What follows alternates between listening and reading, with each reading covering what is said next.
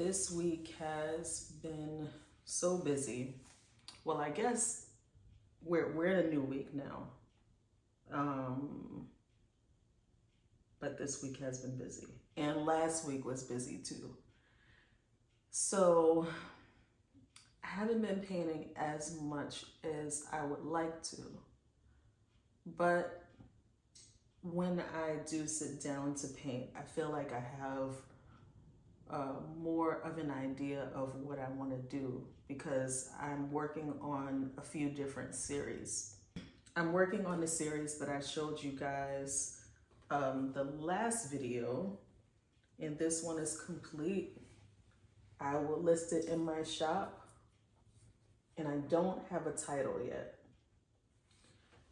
So this series is basically just portraits with some collage and found text, things like that.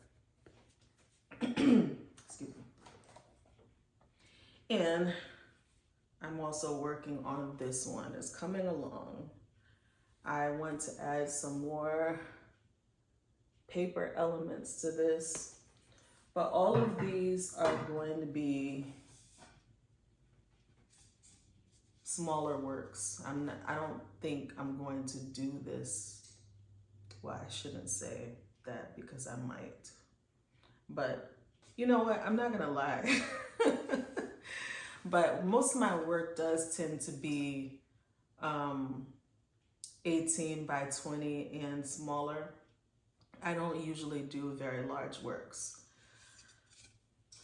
So this is another one I showed you guys in the last video. And so this is from one series. And then I have this other series, like the portraits of the girls with their eyes closed, facing forward, this sort of geometric background. This one is still very much in progress. This one actually looks way different than the way that it used to look. And, you know, I guess it's my ADHD. Like, I just cannot keep myself from changing paintings. Once I learn something and I feel like it could be better, I usually make a change in the painting if I feel like it hasn't been working for some reason, instead of just starting over. And a lot of times I will paint and there is still some texture left from the previous painting, and I don't even know what the painting was because sometimes I change it completely. So this one has gone through a lot, and you can see the texture in there. But I think somehow it's beautiful. I think that it can represent us, right? As who we are as humans, that we have so many different layers to us. I think that that's kind of cool. I like to see imperfections in things. I like to see things that even look a little bit messy. And I'm learning to embrace that about myself as an artist and to just kind of roll with it. What I've been learning recently is about empathy as an artist. And I wrote about this in my newsletter. I will put a link to my newsletter if you want to subscribe to it. And then that way you can get shop updates when I release new artwork, a little bit about my inspiration. I just started it, so it's brand new. And, you know, I'm just kind of figuring it out as I go along. But my goal is just to send one newsletter per week, per month, maybe per month. Yeah, because I don't want to spam people, and I want them to actually read it. I want them to be glad that they got an email from me. So I know from my personal experience, things that I've subscribed to, if it happens more than once a month, then at some point I'm gonna unsubscribe because it's a little too much for me for my inbox. Anyway, empathy. It's been described as your pain in my heart, right? Not just feeling for another person, but putting yourself in that other person's shoes. And I think as artists, we really need to do this. It will help us to create work that can resonate with other people. Like when you're making the work, to think about how would it look on a wall and what room might it be in, and even the color choices, like what kind of emotions you want to convey and how might the viewer respond to those colors, right? And because people are going to live with this, they're going to invite your work into their space. It's important to think about how your work affects other people.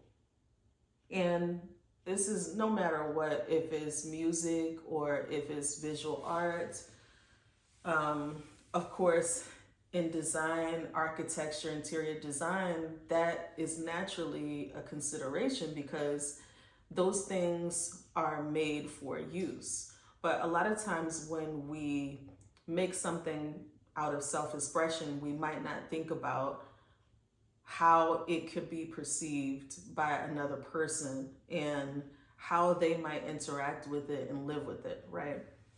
I've been considering this as I'm making things with my colors and also even the composition. And I've been thinking about framing.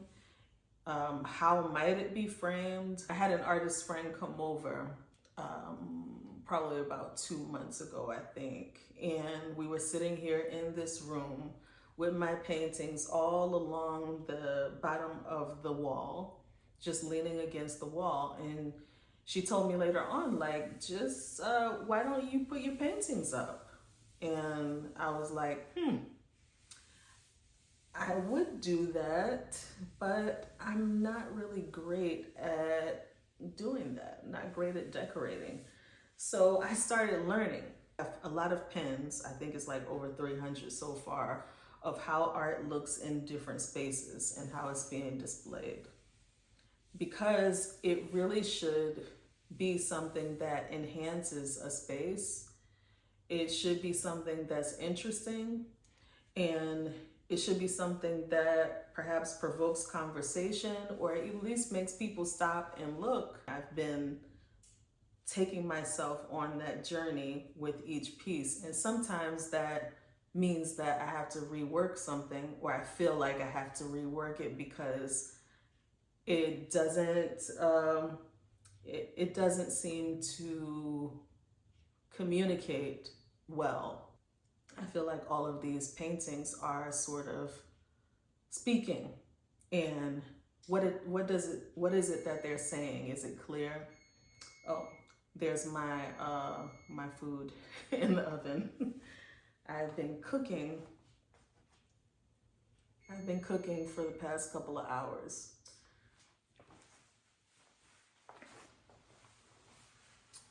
Okay, so that's out of the oven.